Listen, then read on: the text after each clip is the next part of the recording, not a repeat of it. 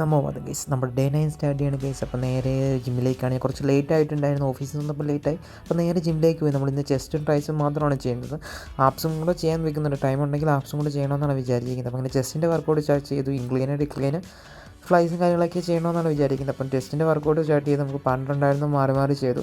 ഒരു ചേട്ടനുണ്ടായിരുന്നു, ജസ്റ്റ് ചേട്ടൻ സപ്പോർട്ടും കാര്യങ്ങളൊക്കെ ചെയ്തു തന്നു. നമുക്ക് നേരെ ട്രൈസിൻ്റെ ഇനിയാണ് ചെയ്യാനുള്ളത്. ടെസ്റ്റ് കഴിഞ്ഞ് അതിന് ശേഷം ട്രൈസിൻ്റെയാണ്. എല്ലാം 4 സെറ്റ് വെച്ചാണ് ചെയ്യുന്നത്.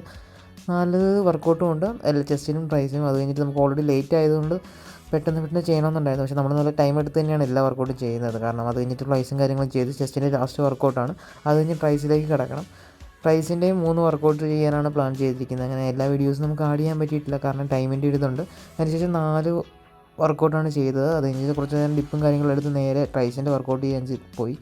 അത് 4 വർക്കൗട്ടാണ് ഉള്ളത്. അതിൻ്റെ എല്ലാ വീഡിയോസും ആഡ് ചെയ്യാൻ പറ്റില്ല, ടൈമിൻ്റെ ഒരു ലിമിറ്റ് കൊണ്ടാണ്. അപ്പം നമ്മുടെ ഡേ 9 നമ്മളങ്ങനെ കംപ്ലീറ്റ് ചെയ്തിട്ടുണ്ട് ഗൈസ്. അപ്പോൾ വേറൊന്നുമില്ല, എല്ലാവരും സ്നേഹം മാത്രം. Bye bye guys, see U.